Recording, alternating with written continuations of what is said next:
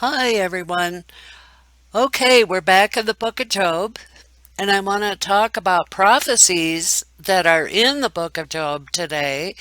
And the first thing I want to express is that God spoke directly to Job through the whirlwind.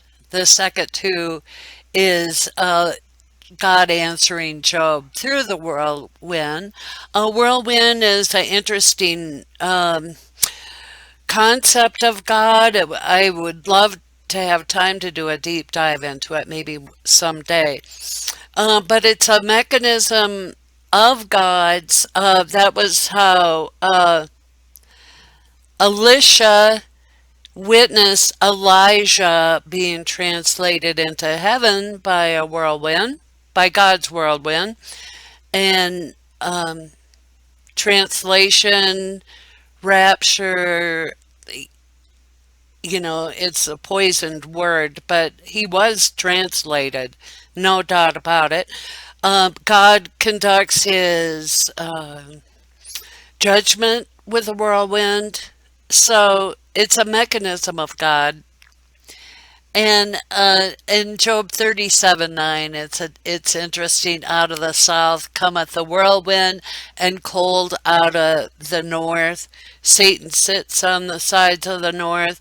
It's would be worthy of another deep dive. I'm going to see what I could glean about that in the book of Job as time allows.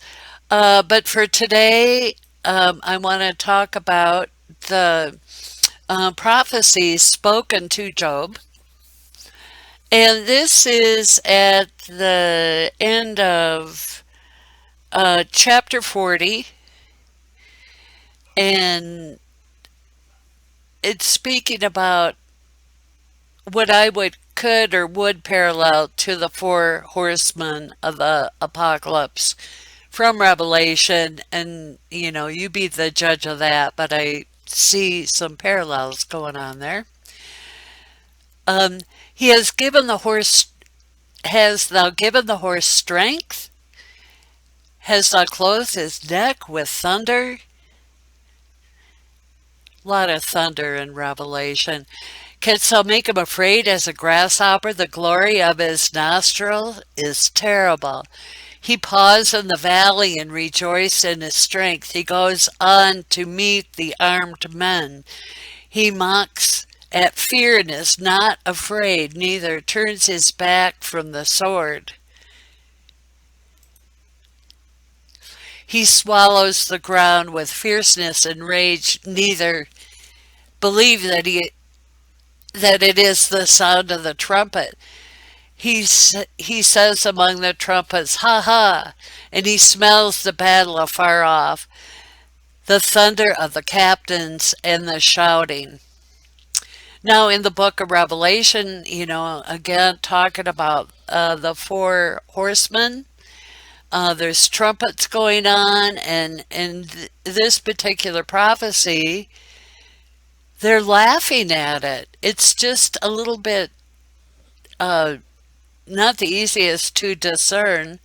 I mean, God's in charge of the apocalypse, but who are they?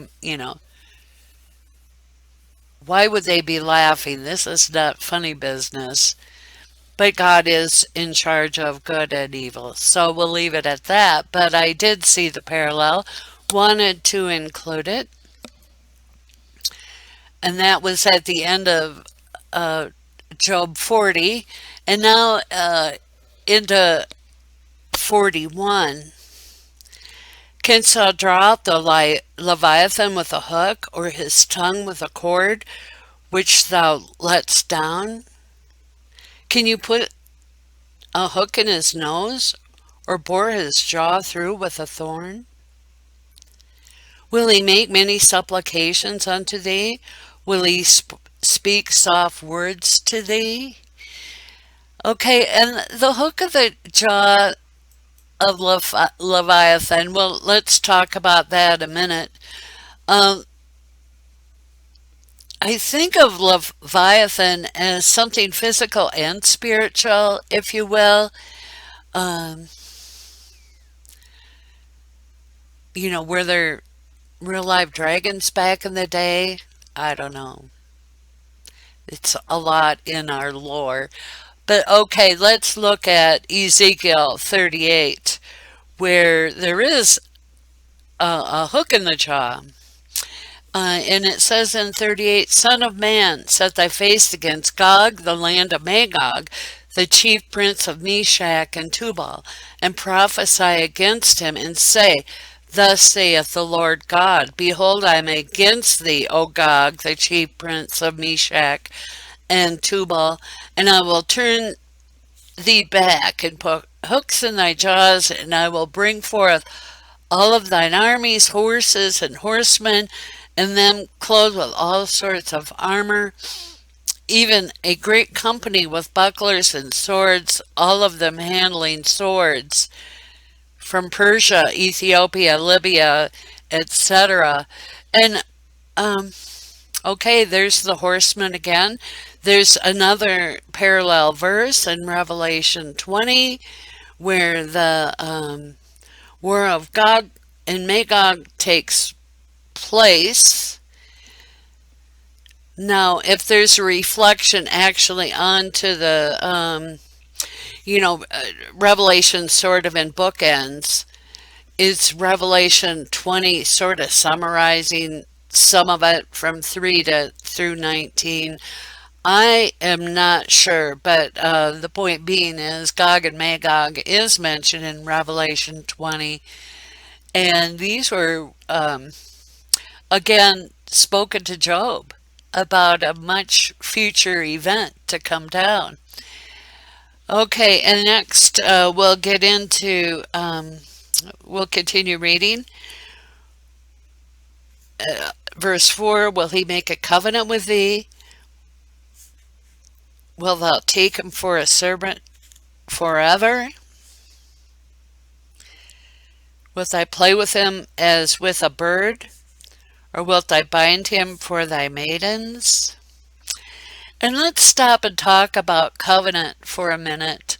Now there's Daniel's covenants in 9 starting at verse 24, and it speaks of God's covenant and includes Jesus, accomplishment for the world, and but there's also a covenant with death. And Isaiah 28 talks about that covenant with death. Because you have said, we have made a covenant with death and with hell, are we at agreement? When the overflowing scourge shall pass through, it shall not come unto us. For we have made lies our refuge, and under falsehood we have hid ourselves. Now this is an interesting passage. What timeline is this? Did they hide themselves at the time of Jesus? Kind of like how the giants or Nephilim hid out and they're still hidden out today. Is this the mass destruction we're seeing in our world? It's a question.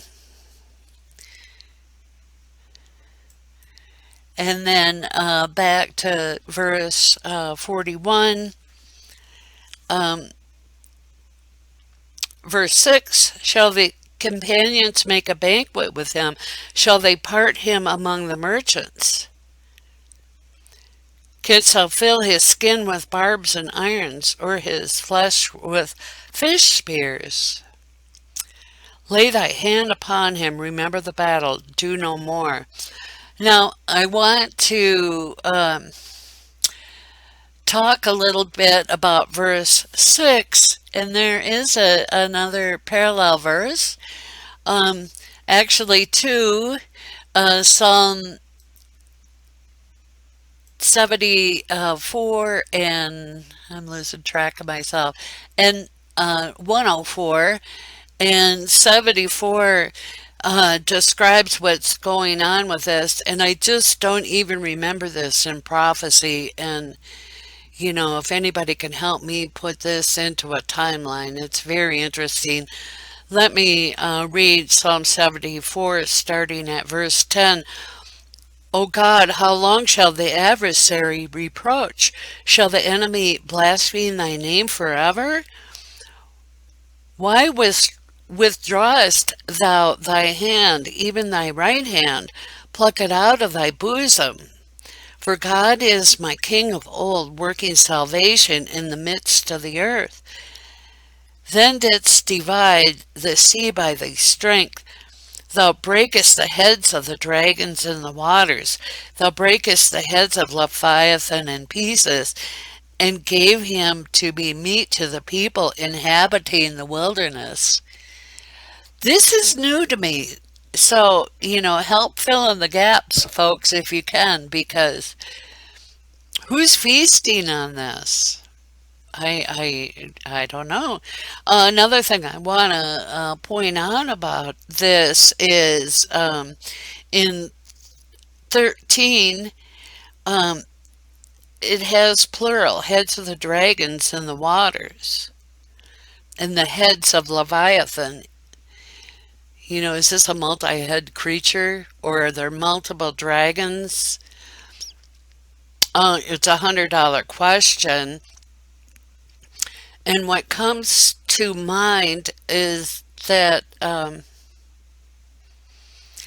part of these is that, okay, in the book of Revelation, Satan's cast down from heaven. And the beast who's been locked up comes from inside the earth, from the abyss. So there's, multiple things going on, I guess you could say. Beast, dragon, Leviathan. It's just interesting to contemplate. Okay, and we'll move along here. Verse 9, behold, the hope of him is in vain. Shall not one be cast down even as the sight of Satan? I guess that's just what I was talking about. None is so fierce that dares stir him up, who then is able to stand before me. And it sounds like Satan is talking. And again, back to Revelation. And they worship the dragon, which gave him power unto the beast, and they worship the beast, saying, who is like unto the beast, who is able to make war with him? And, it's kind of, back to that reflection, who's able to stand before him? And that standing before him is reflected in other scriptures. And yes, there are people that worship him. In Job 41, verse 34, and behold, he beholdeth all high things. He is the king over the children of pride. And I think these children of pride are what we are up against as, the entire world is in this state of collapse. So, what does it, what are we called to do? Trust God, stay righteous, and be patient, which is what God would consider our perfection in his eyes. Okay, I'm going to let Alexander Scourby read scripture to you. He does a much more beautiful job, and it's like a balm. So have a good day, and God bless you, and until next time. Chapter 40. Moreover, the Lord answered Job and said, shall he that contendeth with the Almighty instruct him? He that reproveth God, let him answer it. Then Job answered the Lord and said, behold, I am vile. What shall I answer thee? I will lay mine hand upon my mouth. Once have I spoken, but I will not answer. Yea, twice, but I will proceed no further. Then answered the Lord unto Job out of the whirlwind, and said, gird up thy loins now like a man. I will demand of thee, and declare thou unto me. Wilt thou also disannul my judgment? Wilt thou condemn me that thou mayest be righteous? Hast thou an arm like God? Or canst thou thunder with a voice like him? Deck thyself now with majesty and excellency, and array thyself with glory and beauty. Cast abroad the rage of thy wrath, and behold every one that is proud, and abase him. Look on every one that is proud, and bring him low, and tread down the wicked in their place. Hide them in the dust together, and bind their faces in secret. Then will I also confess unto thee that thine own right hand can save thee. Behold now Behemoth, which I made with thee. He eateth grass as an ox. Lo now, his strength is in his loins, and his force is in the navel of his belly. He moveth his tail like a cedar. The sinews of his stones are wrapped together. His bones are as strong pieces of brass. His bones are like bars of iron. He is the chief of the ways of God. He that made him can make his sword to approach unto him. Surely the mountains bring him forth food, where all the beasts of the field play. He lieth under the shady trees, in the covert of the reed and fens. The shady trees cover him with their shadow. The willows of the brook compass him about. Behold, he drinketh up a river, and hasteth not. He trusteth that he can draw up Jordan into his mouth. He taketh it with his eyes. His nose pierceth through snares. Chapter 41. Canst thou draw out Leviathan with an hook, or his tongue with a cord which thou lettest down? Canst thou put an hook into his nose, or bore his jaw through with a thorn? Will he make many supplications unto thee? Will he speak soft words unto thee? Will he make a covenant with thee? Wilt thou take him for a servant forever? Wilt thou play with him as with a bird? Or wilt thou bind him for thy maidens? Shall the companions make a banquet of him? Shall they part him among the merchants? Canst thou fill his skin with barbed irons, or his head with fish spears? Lay thine hand upon him. Remember the battle. Do no more. Behold, the hope of him is in vain. Shall not one be cast down even at the sight of him? None is so fierce that dare stir him up. Who then is able to stand before me? Who hath prevented me that I should repay him? Whatsoever is under the whole heaven is mine. I will not conceal his parts, nor his power, nor his comely proportion. Who can discover the face of his garment, or who can come to him with his double bridle? Who can open the doors of his face? His teeth are terrible round about. His scales are his pride, shut up together as with a close seal. One is so near to another that no air can come between them. They are joined one to another, they stick together, that they cannot be sundered. By his neesings a light doth shine, and his eyes are like the eyelids of the morning. Out of his mouth go burning lamps, and sparks of fire leap out. Out of his nostrils goeth smoke, as out of a seething pot or cauldron. His breath kindleth coals, and a flame goeth out of his mouth. In his neck remaineth strength, and sorrow is turned into joy before him. The flakes of his flesh are joined together. They are firm in themselves. They cannot be moved. His heart is as firm as a stone, yea, as hard as a piece of the nether millstone. When he raiseth up himself, the mighty are afraid. By reason of breakings they purify themselves.